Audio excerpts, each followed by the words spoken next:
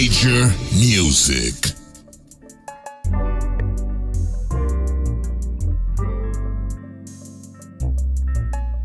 What up, what up? I'm back. Happy New Year to all the producers a part of the community. This is your first time checking out this channel. I'm D Dot. And I like to put out music production videos, anything from like tutorials on new gear, new expansions, new software, new hardware. Also the Major Music Lounge, which gonna be bringing that back sometime next month. Stay tuned for that, as well as just beat making videos. If I buy something online or wherever, I may do a video where I'm talking about it or making a beat, especially like if it's a new expansion, because I'm big into those. This is your first time coming up on this channel, please go ahead, hit the subscribe button. Like to talk all things music production. First, I want to take a little bit of a rewind to the back half of 2021.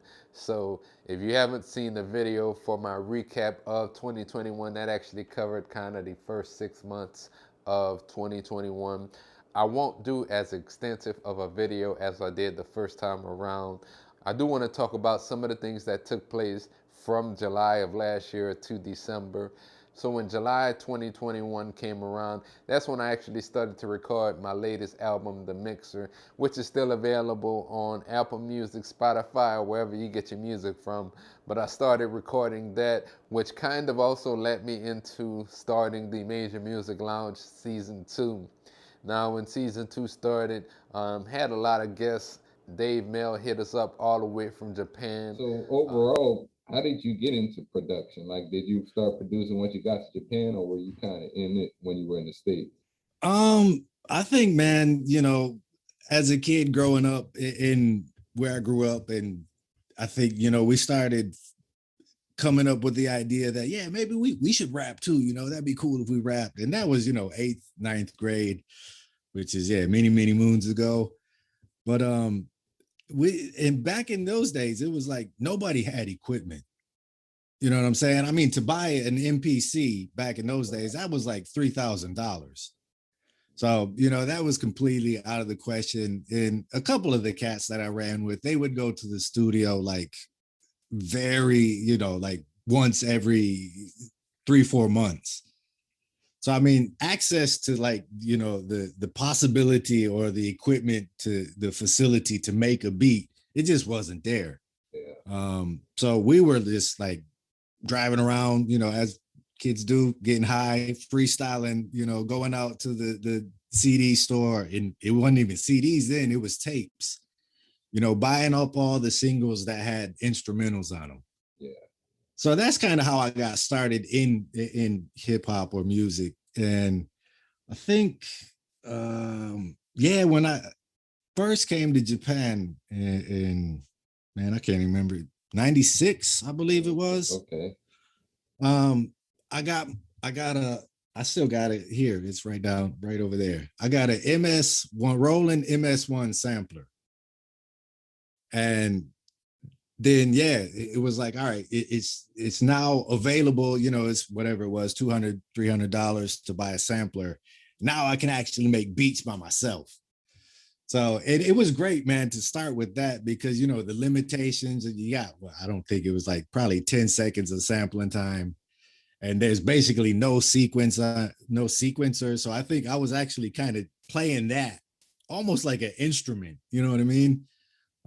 So I got that, and then I got a 8-track tape multi-track recorder, and then just started from there, man. And it was like, and it wasn't, again, it still wasn't, oh yeah, we need to do something, we need to get a demo out, we need to put a tape out. It was just like, all right, the homies are doing what we love. We sit down and create together, and that's kind of how it was. You can check out that interview here on this channel. We had G-Mac from Tight Ways. Let's get into some of that, because we talked about the shirt at the beginning of the show, and over here, and you have a podcast as well, if I'm not mistaken. Tell us a little bit about that. Well, we got the Tight Ways TV on YouTube, as you can see. Tight Ways TV, YouTube. Y'all hit us up. TYGHTWAYZ TV on YouTube. Y'all tune in, and we got interviews, you know what I'm saying, with different people, you know, from our areas, you know what I'm saying, that I go out and interview and, you know, put them on and, you know, just give them that exposure, you know what I'm saying? Because everybody needs exposure, you know, whether you're doing music, whatever, you know, whatever you're trying to do. We're also a promotional company, so we do promote different artists and music and different events down here in our area, you know what I'm saying? Tyrese TV, that's really what we're based on and what we're about. But, you know, our company is really structured in the, you know, it's like we're doing some rebranding right now. So like I said, this is the brand.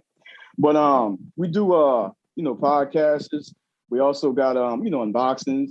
And we also got the gaming, you know what I'm saying? Tyrese TV gaming, you know what I'm saying? Which, you know, we go out there and we game, you know what I'm saying? We game on the PlayStation 4, Xbox, man. You know, we got the Game Breaker podcast with my brothers. Okay. Swigs, you know what I'm saying? My boy Waters, you know what I'm saying? Et cetera, Magic Khan, you know what I'm saying? My whole crew, man, my brothers, you know what I'm saying? My gaming brothers, you know what I'm saying? Just to give y'all a few. And we got that channel up on my homeboy Waters channel, you know what I'm saying? Waters World. So I'll give you the link and throw it in the description, man, you know, so y'all can check out our gaming podcast, the Game Breaker podcast, baby. And like I said, you know, we also got the Basement Studios, you know what I'm saying, down here, you know, where I'm at in my city.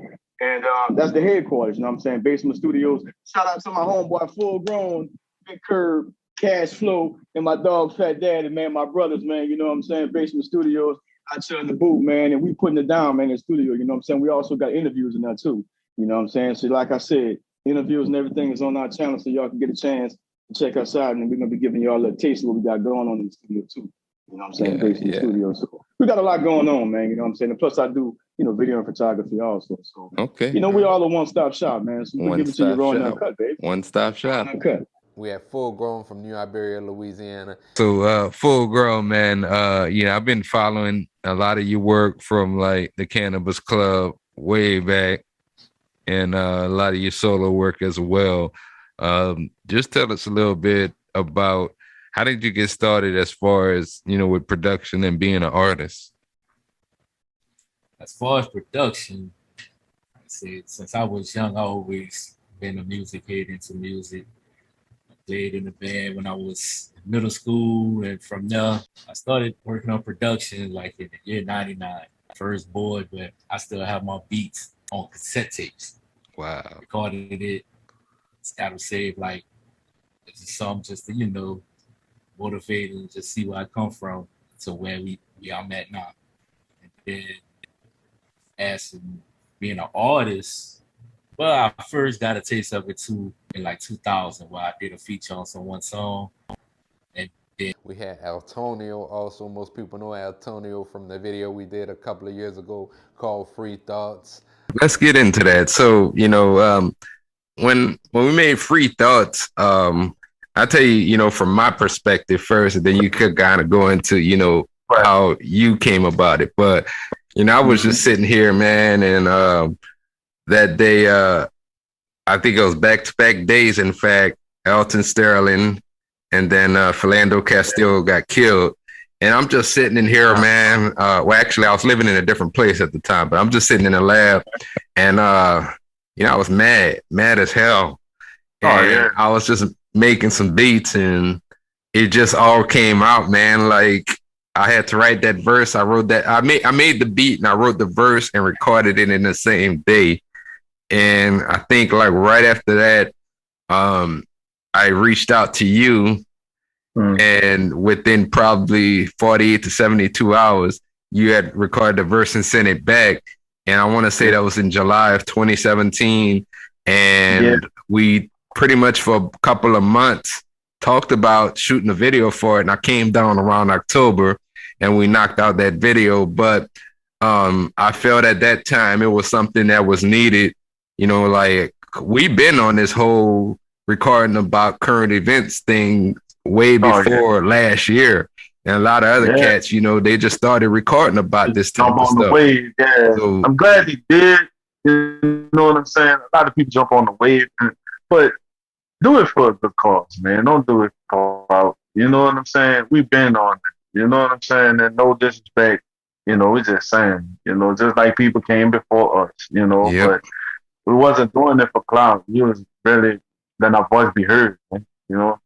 Yeah, man. And it, you know, tell us a little bit about, you know, when you first, because I felt like, you know, again, we were 6 hours away And it almost like anybody would hear that song, they probably would think that we was in a lab together making that song, but that wasn't the case. That's right. So, you know, what were your thoughts when you first heard what I recorded to the song? Yeah, man, that's what gave me the words for the hook. You know, just this. And the Fingers also was on my show last year, who came on to talk about things like sync licensing, things like coming out with your own expansion and sample packs. Also talked about creating content here on YouTube. And shout out actually to Beatmaker, the app developers. I don't know who runs that account, but they're always coming through, commenting and liking a lot of my videos, and I truly appreciate that as well. But yeah, Beatmaker is the squad and Henny is the business. Now, one other thing I noticed too, and I saw this when they were doing it, is the Beatmaker Mondays, and you were a part of that. What was that experience like, you know, getting involved with Beatmaker and being highlighted for Beatmaker Mondays? Dope beat, another dope beat, by the way. Thank you. What's great is I make a lot of music. A lot of us producers make a lot of music. I make at least one beat a day, which actually isn't a lot, but sometimes I lock in and make 4 or 5 a day. And I try to post at least once a day. And when I post, I tag like the apps I'm using. I tag the app developers and the DAW. So if I'm using Logic, I'm gonna tag Apple. If I'm using Beatmaker 3, I'm gonna tag Intua or Beatmaker app or whatever their tags are. And whatever sounds I'm using in that thing, in the beat, I'll try to tag them. So what that has helped with is the more you tag certain brands, they might eventually reach out. I'm not really doing it in the hopes that they would, but it's just say these are the sounds I'm using. A lot of times that's, you know, that was years ago, that was like a hidden, you know, secret, like, no, you can't know what sounds I'm using, but, you know, I don't mind sharing it because you're going to make it different from how I make it using the same sounds. So I'm tagging those companies, and Beatmaker reached out with their Beatmaker Monday. And they're like, you know, we want you to make a beat and just basically do what you do and send us a video. And, you know, if we like it, we'll use it and feature it. So that was definitely great. And also speaking of like people like Hitting the Business, I was able to connect with him last year. And he reached out just because of the relationship. I was always commenting on his videos and posting videos about Beatmaker 3 or iPad production, and he was developing that House Mark 1. Reached out and I was able to get a copy of that and really check that out and dive in. But I still haven't put them out. I got a release. I created probably like 20, 30 presets for it. And they used one of them for the release, but I might just talk to Yama's Music, which was also a great interview. Yama's Music. You know, the funniest thing is like I had to do that, but I feel like that's a skill too. Like being okay releasing stuff that I'm not okay with, but you know what? I just got to get something out. The weirdest thing happened almost without fail. Every time I put out a beat that I didn't like as much, it's so stupid, but that would be the one that somehow the algorithm favored and showed more people. I'm like, no, why are you showing that one to people? Why? I hate that one. But that would be like when, not every time, and it's not like I'm getting massive numbers, but like usually I get like 200 or 300 people watching. I'm like, yes, because I started Beattober with 100 followers on Instagram, so that's always exciting. But then one will get like stupid numbers, like 1,000, and I'm like, no, not that one. Why not yesterday's? Why not Wednesdays? That one, I'm really comfortable with going viral or mildly. Actually met him during Beattober, which for those of you that don't know about Beattober is actually a beat challenge every year hosted by another content creator / beat maker by the name of Tatro. Shout out to Tatro. If you ever come across this video as well, Tatro, get at your boy, man. I'd love to have you on the show, man. I'm a big fan of what you're doing, and you know, I just want to chop it up with you. So definitely, you know, if you ever come across this video, reach out to me. And let's get it chopped up. There was plenty more people that I had really great interviews with. So, you know, I can't really mention everybody because there are a lot of people I interviewed. We're talking about over 30-something shows that I think I'm at 36 episodes in the Major Music Lounge. Now, some of the shows I ended up doing solo. I had no guests. I just was speaking off the top of my mind. A lot of the episodes of the Major Music Lounge. I had a guest on where we just chopped it up about some of the things that they were doing, as well as, just the state of music production at the time, 2021. We're obviously now in 2022. And then, as the months went on, we finally came around to November. And November was a big month for me, the month that I turned 40. And then outside of that, also released the new album, The Mixer, as well as my first video from The Mixer, which is called Out of Place, produced by Rook One Beats, which also shout out to Rook One. We got something cooking for y'all for 2022, so you're going to stay tuned for that as well. And, overall, so 2021 was actually my second full year of creating content on YouTube. So in the first year, which was 2020, I started out during the pandemic with an MPC video, and that led me to creating more and more content because it took off. I think it's somewhere near 15 or 16,000 views now. And then after that, I just continued to put out like beat making videos. I put out videos about some of the gear that I'm using. I put out also videos on any type of music production news that came. Then 2021, I was still doing a lot of the same things, but at the end of 2020, I was kind of thinking about like, what's another element that I could add to this channel? That led me to coming up with the Major Music Lounge podcast. The reason that I came up with the Major Music Lounge was not just to have additional content for the channel, but it also was an outlet for me to interview other producers and get some perspective from other producers about how they came up doing music production, maybe some of the projects that they're working on.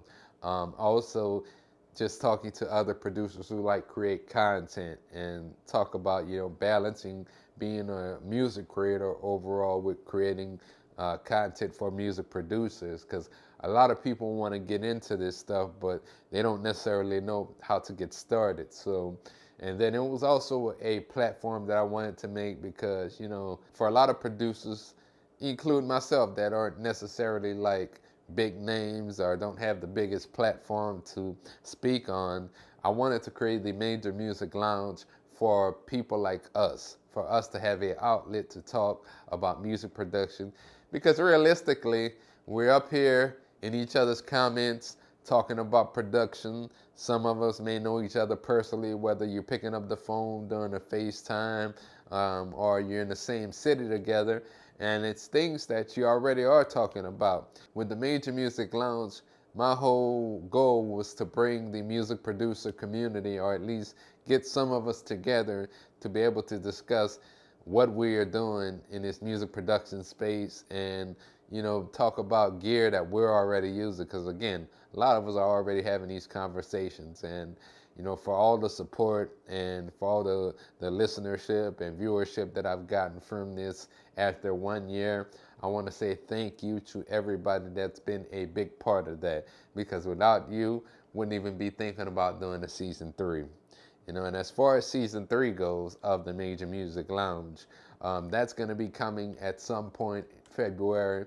Right now, what I'm doing is actually just doing interviews that I want to pre-record, and then at some point in February, I'm going to release all those interviews. So if you are a music producer that creates content on YouTube, a music producer that has placements, whether that's with a major artist or whether that's in a film or television space, if you're a music producer that creates apps for music production, or just a sound designer that's into like music production app development, please reach out to me. Would definitely love to have you on the Major Music Lounge podcast to talk about music production.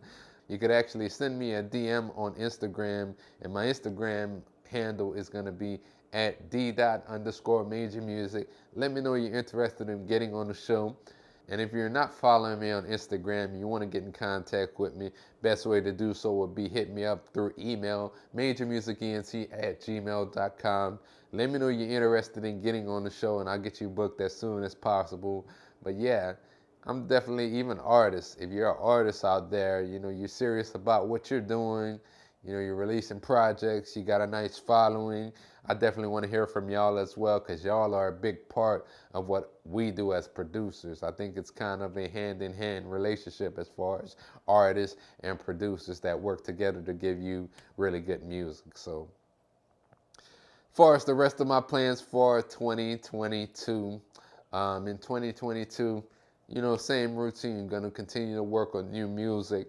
Got some projects, as I said, on the way. One with Rook One, and then I'm gonna also probably be doing, at least on tap right now, I'm planning on doing at least another 2 projects, which would be an EP as well as Major Moves 4. So my original Major Moves project came out in 2011, and I remember releasing that one.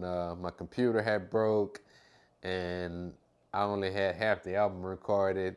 And at that time, you know, I was just kind of like, fuck it, I'm gonna go ahead and drop the album. And it's growing pains. There were some growing pains there, but each step, I went from Major Moves 1 to 2, which I thought 2 was really, you know, one of my best pieces of work.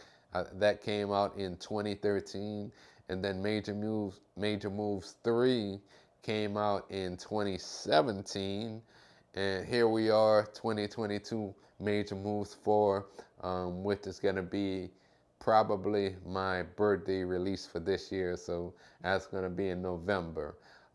Outside of that, I just want to continue to bring the community really great interviews from a lot of producers out there, and really great content. And I just want to take this channel to the next level. Like, I feel like there's a lot of room for growth, and I see it with certain videos. Certain videos will get like, they'll take off and they'll have, you know, hundreds or thousands of views. And then I notice some videos I post which will have 1 or 2 views after even like a couple of weeks. So the real goal for this year is to create content that continue to keep people engaged. And if there is something you want to see on my channel, whether that's me interviewing a certain producer or sound designer or app developer or whatever that looks like, go ahead, leave it in the comments. There's anything that you want to see outside of that, leave it in the comments. I'm open to new ideas, and once again, I'm very appreciative for everybody that supported Major Music ENT in 2021, and in 2022, I hope to do what I did and then some. And in 2022, I hope to continue to bring you content the same way that I brought it to you the last 2 years. And, you know, again, without you guys, this channel wouldn't be where it is right now, and I hope to continue to grow. I know there's been a lot of people that started following me over the last couple of months, and I hope to engage with everybody that's following this channel. Now, you can follow me again on Instagram at d._major music, also on Twitter at d.mme, and I do have a Facebook page as well, which I'm trying to build up. You can look me up there pretty much as d.major music. I'm trying to get this community bigger and bigger. For those of you producers that watch my channel and are also doing content as well, keep on doing what you do. It is not easy being a content creator. I know when I first started, I didn't want to talk in front of the camera. I didn't even want to get on camera. I just wanted to make beats, and that's kind of the only thing I wanted to do. But there's been some other things that kind of led me to this point of becoming a content creator, because I felt like I have a lot of knowledge to give. I may not know everything, but I felt like I have a lot of knowledge to give, and I'm a very introverted person. This definitely wasn't easy for me to start with, and you know, I'm just glad that I was able to connect with so many of you out there, that some of you found value in a lot of the content that I put out. So thank you, and best of luck to everybody in 2022. It's your boy D. Dot, and I'm out. Peace.